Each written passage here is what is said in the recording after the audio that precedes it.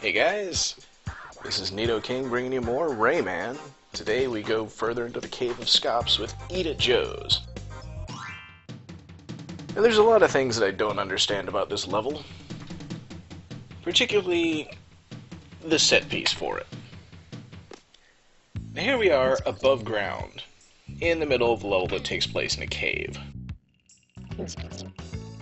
I don't know why we come up here and then leave, but we can't even walk around. And I honestly don't know what Joe is supposed to be. Some kind of alien, I guess. But his sign doesn't work, so he's giving us a firefly. And we have to go fix his sign. Welcome to the darkness. We've got a firefly living in our glove, so we can illuminate any part of the level that we can punch. And I pretty much just want to punch the whole thing. Eat at Joe's is the most infamous level of the game. Whenever anybody talks about the difficulty of the game, this is generally the level they're going to cite, even though I still think Pencil Pentathlon is a bit harder. This level's just kind of long, and at least in this version, it's not even quite as long as Bongo Hills. It just might feel long because you're probably going to have to repeat parts of it several times. And that cage that I just got there is the only cage in this part of the level, but you've got to be listening carefully. There are a lot of traps around, and a lot of things will catch you off guard because you can't see them coming. So you got to be really good at sending your fist ahead of you to scout the area, and then being able to jump on the things that you've seen. By this point in the game, you should be pretty good at figuring out your jumping distances. But you don't want to poke around in the darkness too much like I'm doing. I didn't know where all the cages were at this point, so I'm still searching, still making these blind jumps.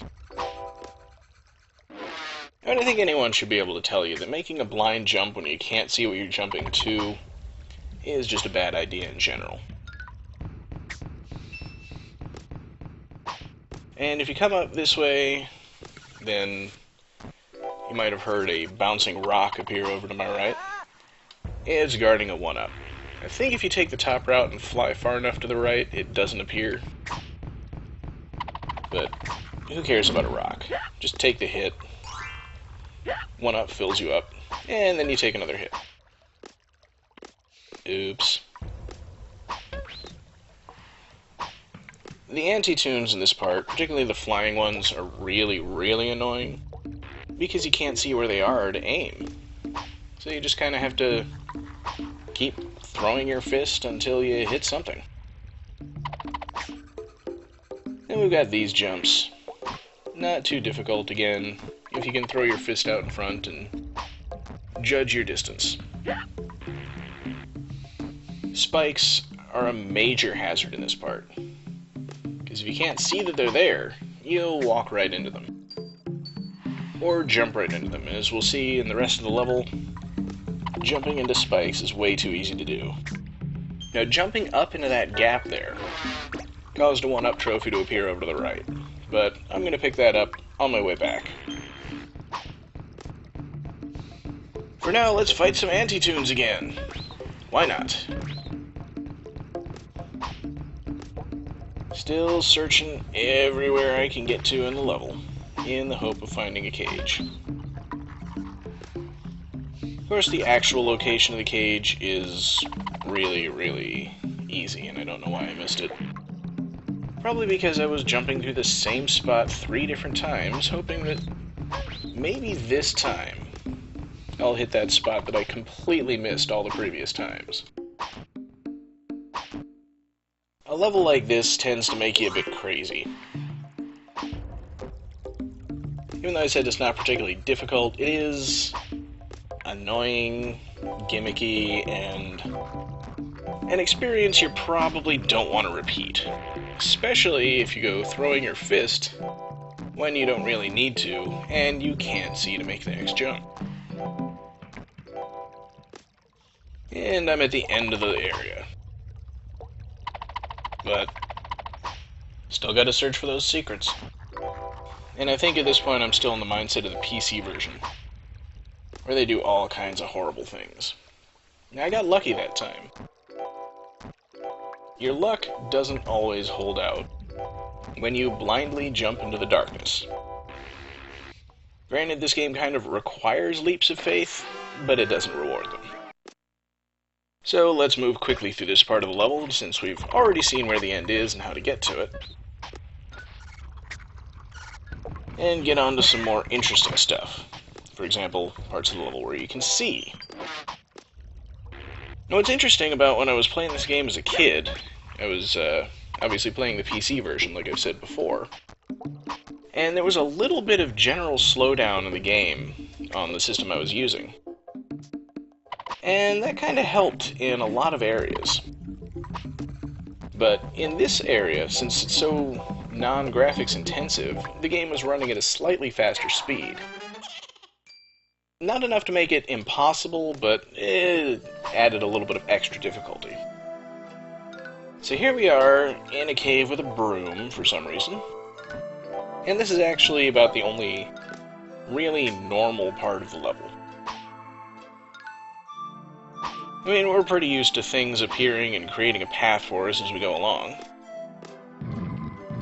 These boulders we have to punch to get through, and for once the tings actually direct us into the safe part of the level instead of leading us to danger.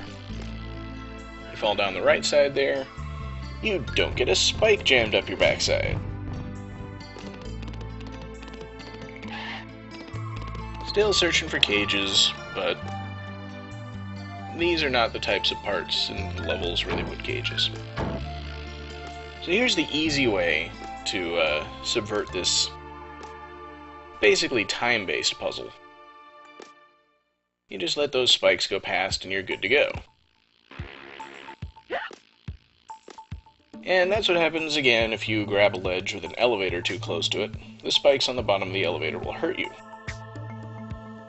And I'm pretty sure in the PC version that jumping over one or another of those moving blowfish is going to make a cage appear. In this version, it just kills me. Like I said, spikes are a major hazard in this level.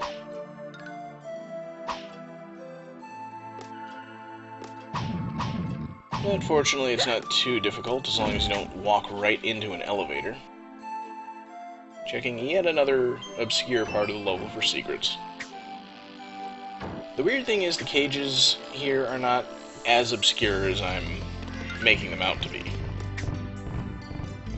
I mean, they don't really expect you to cover absolutely every inch of the level as you go along. I don't think. So we'll just crawl past all the spikes. No big deal. And of course I dodge a hit to take another hit. I think you have to jump up to the left there in order to make that cage on the left side of the wall appear. And then there's this spiky corridor. Even starting from halfway, I didn't make it. No, the first time when I did my practice run of the level, I had no problem getting through there. I mean, it's difficult, but I made it in one try.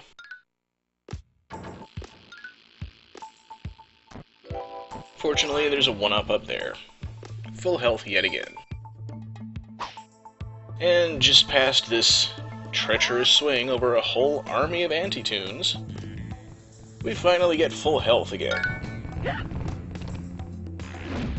They wouldn't just give it to us, of course. I think I probably should have been more wary of traps, especially by this point in the game. But I've still got 4 hit points, it's plenty. Now coming up is the cage that I missed my first time through, and I really don't know why I didn't look up, see these grappling hooks, and cross them.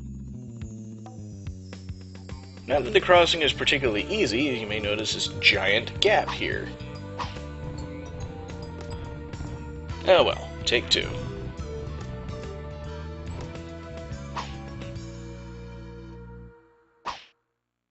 Grappling and spikes, that's what the Cave of Scops is all about.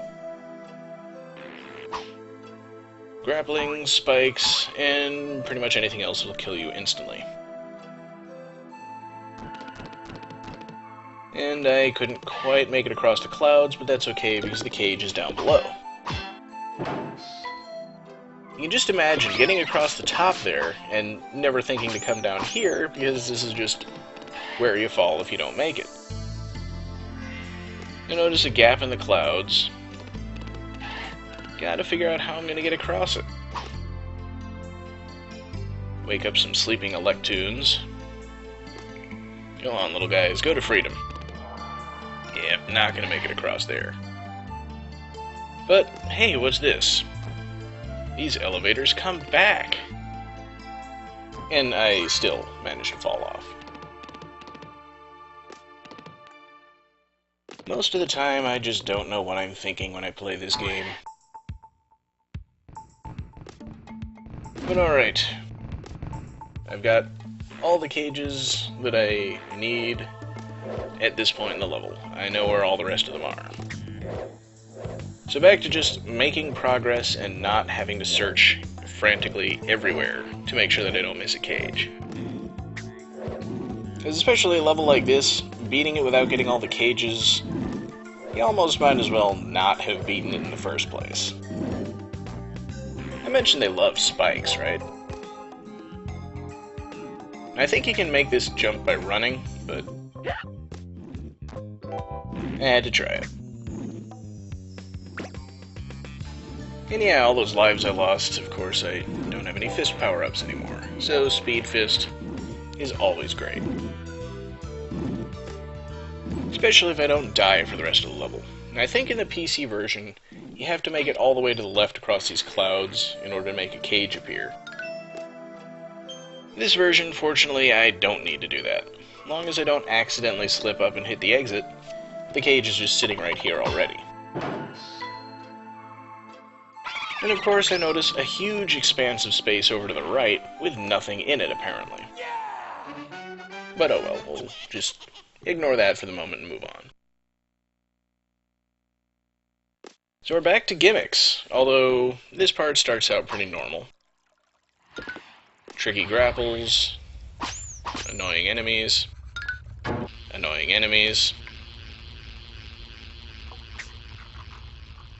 really annoying enemies. I'll go ahead and kill this one just to show you what a pain it is. Not only does he duck, he takes 4 hits to kill. And you have to land them all while he's standing on the ground.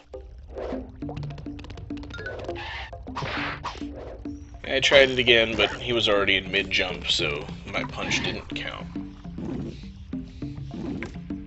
Fortunately, that's pretty much the hardest part of this area. And there's the plug. Hope everybody remembers that we came down here in the first place in order to turn on the sign for Joe's Cafe. And now we just have to get back and tell him that we've done it. So we get this weird flying saucer contraption that follows the wires along. And this is your gimmick for most of the rest of the level. It takes us back to the start, so we can return the way we came.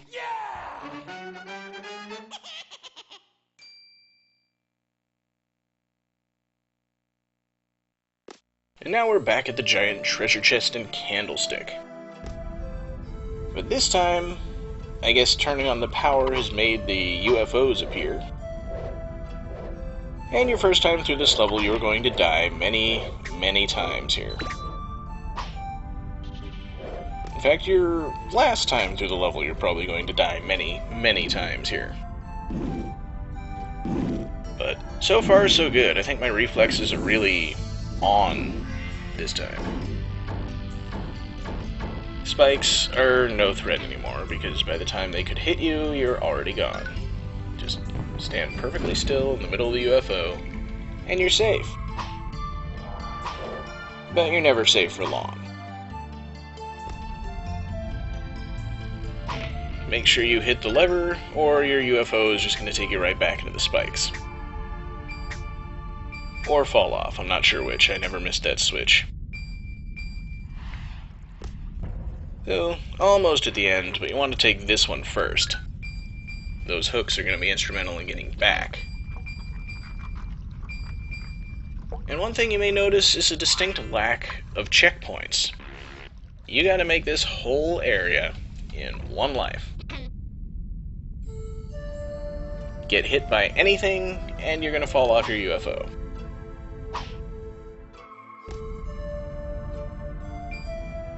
And don't forget to jump off onto this ledge and make yet another cage appear. We're almost done. Just one cage to go, and it's the easiest one in the whole level. Yep, even easier than the one that was sitting right next to the checkpoint.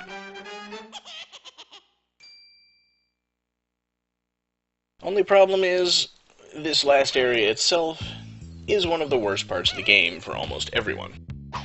So there's the sign working again, Joe is happy, and he has put these beach balls out here, which we can use to cross the deadly river. With tricky jumps like that one.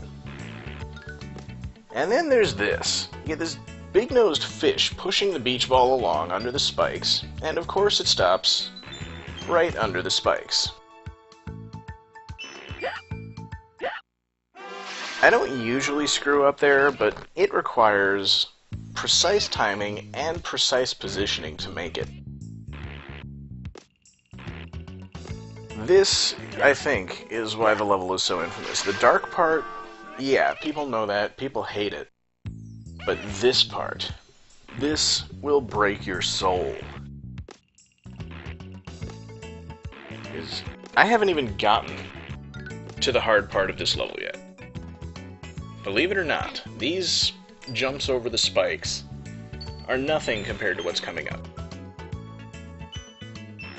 Well, okay, maybe I'm exaggerating a little bit. They are pretty tough. But so far, all the fish that we've seen in the water are helpful. And like I said, the cage is right there. All you have to do is notice the sound of it appearing, and go back to open it. Then pay close attention to the water, because this purple tiger fish is coming up.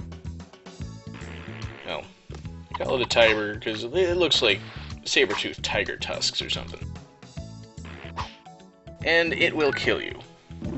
It will kill you so many times. You may have noticed that I managed to kill the first one, but you need precise timing to do it.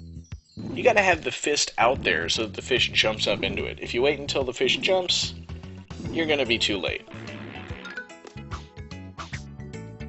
So of course, if you can avoid it, that's usually the best strategy. Here, maybe not, because dealing with the fish and the bullets at the same time, not easy. A couple more jumps of no great difficulty. And you just always have to decide, do you want to try to kill the fish and risk getting hit if you miss, or just avoid it. In any case, that was Eat Joe's. I made it look much, much easier than it is. That's what comes from some practice and playing through so much of this game in such a short time. So next time, we'll be taking on Scops the Scorpion himself in Mr. Scops Stalactites. And guess what? More grappling, and more spikes, and awesome boss music. See you guys then!